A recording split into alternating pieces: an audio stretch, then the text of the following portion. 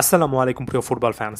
Argentina ইকুয়েডরের কাছে হেরেছে এবং সব মিলিয়ে যে স্টাইলের ফুটবল খেলেছে অবশ্যই অনেক সমালোচনা করার এখানে জায়গা খুঁজে পাবেন। যুক্তিসঙ্গতভাবে সেই সমালোচনাগুলো করব। স্টার্টিং লাইন আপটা লিওনেল স্কালোনি যেভাবে সাজিয়েছেন সেটা নিয়ে অনেক কথাবার্তা বলা যায়, তবে শুরুতে আমি একটা জিনিস একেবারে স্পষ্টত বলতে চাই। আপনি যদি বিশ্বকাপ বাছাই পর্বে কনমেবল অঞ্চলে কোন কোন দল কোয়ালিফাই করেছে বা পয়েন্ট টেবিলটা যদি দেখেন একেবারে ক্লিয়ারলি বুঝতে পারবেন ইকুয়েডরের এই দলটা আসলে আস্তে আস্তে কতটা শক্তিশালী কিংবা কতটা ভালো হয়ে উঠছে।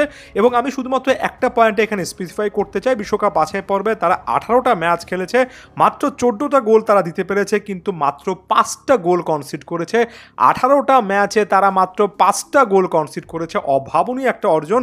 ইকুয়েডরের এই দলটা ডিফেন্সিভ একটা স্ট্যাবিলিটির জায়গা আছে, সেটা আরও একবার চোখে আঙ্গুল দিয়ে তারা কিন্তু প্রমাণ করে দিল এবং একটা বেটার ডিফেন্সিভ টিম হিসেবে অন্তত আজকে তারা আর্জেন্টিনাকে এগিয়ে যেতে দেয়নি। এমনকি মিডফিল্ড অ্যাটাক লাইনও আর্জেন্টিনার থেকে তারা বেটার ছিল, এই জিনিসটা মেনে নিতে হবে। এরপর যদি আমি একেবারে কয়েকটা কি পয়েন্টে চলে আসি, আপনারা যদি প্লেয়ার বাই প্লেয়ার বা পজিশন বাই পজিশন কম্পেয়ার করেন সেখানে স্পষ্টত অন্তত আজকে পার্থক্যের জায়গাটা খুঁজে পাবেন। নিকোলাস ওটামেন্ডি শুধুমাত্র নয়, অবশ্যই ওটামেন্ডি একটা মারাত্মক ভুল করেছেন, রেড কার্ডটা দেখেছেন, একেবারে লাস্ট ম্যান ছিলেন, এই মোমেন্টে ফাউল করলে রেড কার্ড দেওয়াটা অযৌক্তিক কোনো কিছু নয়। তবে লিয়ান্দ্রো বালের্দির খেলাটা খুব একটা বেশি কনভিন্সিং আমার কাছে মনে হয়নি, যদিও যে পরিমাণ বল পরবর্তী সময় রিকভার করেছেন সেখানে পয়েন্টটা বাড়তি বলে মনে হতে পারে, তবে বালের্দিকেও বেশ কয়েকটা জায়গা থেকে আমার কাছে স্লো বলে মনে হলো। এবং ওটামেন্ডি বয়সের ভারে যে যথেষ্ট পরিমাণ স্লো মুভ করেন সেই জিনিসটা আমরা স্পষ্টত বুঝেছি।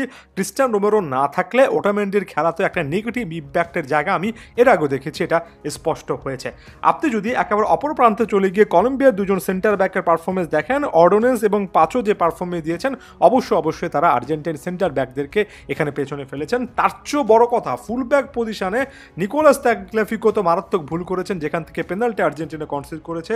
কি মন্তিয়াল কি মলিনা কেউই তাদের জায়গা থেকে না কোনো ক্রস করতে পেরেছেন। পরবর্তী সময় মলিনা নেমে বারবার করে বল লুজ করেছেন, তাগলিয়াফিকোর কাছ থেকে ওই সাইড থেকে খুব একটা বেশি ক্রস আসে না। রাইট ব্যাক এবং লেফট ব্যাক পজিশনে প্লেয়াররা ওভারল্যাপ করে উপরে উঠে এসে সেখানে ক্রস করতে পারেন না বলেই আপনি খুবই বিরক্তির সাথে হলো নিকো গঞ্জালেসকে স্টার্টিং লাইনআপে দেখবেন পুরোটা সময় জুড়ে ছিলেন। এই ব্যাপারটা নিয়ে একটু পরে আসছি, তবে ফুল ব্যাকদের পারফরমেন্স আরও একবার হতাশাজনক ছিল এবং সে জায়গা থেকে আমার কাছে তো মনে হয় দুই ফুল ব্যাক, এক সাইডে ফ্রাঙ্কো এবং অন্য সাইডে ইনক্যাপিয়ে, তারা তো রীতিমতো man of the match performance দিয়েছেন। আমার কাছে এই দলটা অর্থাৎ ইকুয়েডরের দুই ফুল ব্যাকের পারফরমেন্সই একটা বিশাল রকমের পার্থক্যের জায়গা বলে মনে হয়েছে। ডিফেন্সিভ মিডফিল্ডে ইকুয়েডরের ময়েসিস কাইসাদো মারাত্মক রকমের ভুল করে রেড কার্ড দেখার আগ মুহূর্তে পর্যন্ত যথেষ্ট ভালো পারফরমেন্স দিচ্ছিলেন। এর পাশাপাশি ভিটে, প্লাটা, ভ্যালেন্সিয়া এরা যতটা এনার্জেটিক পারফরমেন্স দিয়েছেন তার তুলনায় মাঝে মধ্যে ম্যাক অ্যালিস্টার ছাড়া কি লাউতারো মার্টিনেজ, কি গঞ্জালেস, কি সিমিওনি, কি পারাদেস বা ডিপল কাউকে সে পারফরমেন্সটা ধারায় কাছে কোনো কিছু দিতে দেখলাম না। এখানে প্রায় প্রত্যেকটা ডিপার্টমেন্টে আর্জেন্টিনাকে কিন্তু এই দলটা আউটক্লাস করেছে।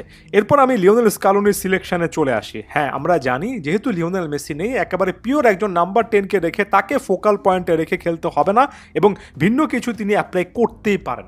তবে আমি দিনের পর দিন এই জিনিসটা বলছি যে আর্জেন্টিনার রাইট ব্যাক এবং লেফট ব্যাক পজিশনে প্লেয়াররা ওভারল্যাপ করে উপরে উঠে এসে উইডটা প্রোভাইড করতে পারছেন না, সেখান থেকে ক্রস করতে পারছেন না। সেটার একটা সমাধান হিসেবে নিকো গঞ্জালেস বা জুলিয়ানো সিমিওনের মতো প্লেয়ারদেরকে লাগে। এই জিনিসটা লম্বা সময় ধরে ফুটবল ফ্ল্যাগে আমরা আলোচনা করেছি, অর্থাৎ লাগে এখানে আমার কোনো রকমের সমস্যা নেই, স্টার্টিং লাইনআপে রাখা নিয়েও সমস্যা নেই। তবে এটা যখন খুব একটা বেশি ওয়ার্কআউট করছে না তখন কেন আরও বেশি অ্যাটাকিং অপশনে যাওয়া যাচ্ছে না, সেই জিনিসটা নিয়ে আমার প্রশ্নের জায়গা থাকবে। স্কালোনি কিছুকে একেবারে গদ বাঁধা সিস্টেমের দিকেই ঝুঁকে পড়ছেন, যেমন যখন তার কাছে লিওনেল মেসি নেই, যখন তার কাছে ক্রিয়েটিভ কোনো হাব নেই, তখন একটু বেশি হাই ওয়ার্ক রেটের প্লেয়ারদেরকে মাঠে নামিয়ে ডিফেন্স টু ফাইনাল থার্ডে দ্রুত ওঠানামা করার মাধ্যমে নিউমেরিক্যাল অ্যাডভান্টেজটা ধরে রাখা, এমন টাইপের গদবাধা কিছু জিনিসে স্কালোনি হয়তো বা আটকে পড়ে যাচ্ছেন। এটা নিয়ে বিশ্বকাপ জয়ী কোচকেও কিন্তু কাজ করতে হবে। বদলি প্লেয়ার হিসেবে যারা নেমেছেন তার মধ্যে ফ্রাঙ্কো মাস্তান্তুনো সম্পর্কে আমি আলাদা করে একটু কথা বলবো। মাস্তান্তুনো যতবারই বল পেয়েছেন আসলে দেখিয়েছেন যে তার মধ্যে একটা একাগ্রতা আছে, কিছু না কিছু তিনি করতে চান। তবে এখনও কি একেবারে ফুললি ফিনিশ প্রোডাক্ট, এখনও কি ওই এক্স ফ্যাক্টরটা অন্তত জাতীয় দলের কনটেক্সটে আনতে পারছেন যে জায়গা থেকে তাকে কম্পেয়ার করা হয়? The greatest of all time এর নাম্বার 10 জার্সিটাও আজকে পড়েছেন। আমার কাছে এই ম্যাচটার পরে কিছুটা হলো ডাউট সেখানে থাকছে, তবে আমি আশা করব ফ্রাঙ্কো মাস্তান্তুনো সামনের দিনগুলোতে আমার সে ডাউটটা একেবারে পরিষ্কার করে ফেলবেন। তবে আজকে আপাতত এই ম্যাচের বা এই ইন্টারন্যাশনাল উইন্ডোর ফ্রাঙ্কো মাস্তান্তুনোর অনেক কিছু করার ক্ষমতা আছে, এই জিনিসটা যেমন দেখেছি, দেখলাম, বললাম, তেমনি একই সঙ্গে এই জিনিসটা বললাম যে বল লুজ করারও কিছু না কিছু প্রবণতা আছে, এটা নিয়ে কাজ করতে হবে। আর্জেন্টিনার এ দলটাতে এক্স ফ্যাক্টরের সংখ্যা একটু হলো কম। এক্স ফ্যাক্টর বলতে আমি বোঝাচ্ছি এমন একজন প্লেয়ার যিনি কিনা বদলি হিসেবে নেমে ম্যাচ উইনিং পারফরমেন্স দিতে পারেন। আপনি যদি এই ইকুয়েশন থেকে লিওনেল মেসিকে বাদ রাখেন তাহলে ফাইনাল থার্ডেও যে আর্জেন্টিনার লাউতারো মার্টিনেজ, হুলিয়ান আলভারেজরা একক কৃতিত্বে ম্যাচ বের করে আনতে পারছেন সেটা বলার সুযোগ নেই। মেসি হয়তোবা যখন মাঠে থাকেন তখন আমরা এই ইম্প্যাক্টের জায়গাটা বুঝি না। থিয়াগো আলমাদা সাম্প্রতিক সময়ে ম্যাচ উইনিং মোমেন্টগুলো খুবই পারফেক্টলি এনে দিয়েছিলেন। এ ম্যাচে আলমাদা ছিলেন না।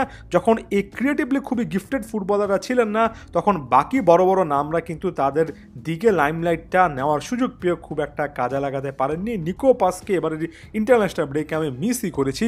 পাজের কিছু না কিছু ঝলক আসলে দেখতে চাচ্ছিলাম।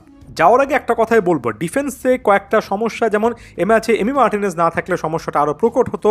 ওটামেন্ডির slowness, right back left back পজিশনে এ প্লেয়ারদের কাছ থেকে যথেষ্ট পরিমাণ ভালো পারফরমেন্স না পাওয়া, মিডফিল্ডে ন্যাচারাল বল উইনার অর্থাৎ প্রতিপক্ষ থেকে বল কেড়ে নিতে পারেন একেবারে ক্লিন ট্যাকলের মাধ্যমে, অর্থাৎ ফাউল না করে বল কেড়ে নিতে পারেন এমন মিডফিল্ডের প্রোফাইলে কিছুটা হলেও এখন পর্যন্ত অভাব।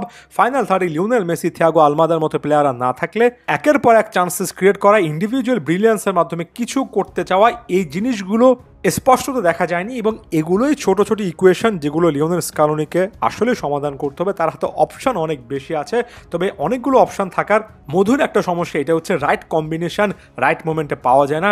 স্কালোনি এই জিনিসটা এদিনে করতে পারেননি। সামনের বিশ্বকাপে যদি একটা মোমেন্টে এমন টাইপের একটা মিসহ্যাপ হয়, ক্লিয়ার কাটভাবে আর্জেন্টিনার এই দলটা দুর্বলতা আরও পরিষ্কার হবে এবং সেটার মাসুল গুনতে হবে। কারণ গত বিশ্বকাপে এমন মোমেন্টটা আমরা দেখেছি, হয় লিওনেল মেসি না হলে এমিলিয়ানো মার্টিনেজ বারবার করে দলকে টেনে তুলেছেন।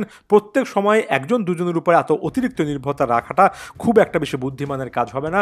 স্কালোনির জন্য বিশ্বকাপ মিশনের আগে কড়া একটা বা চরম একটা বার্তা কিন্তু এ ম্যাচে থাকলো। আশা করছি এই ভুলগুলো থেকে তিনি শিখবেন, খুব দ্রুতই শিখবেন। ধন্যবাদ সবাইকে।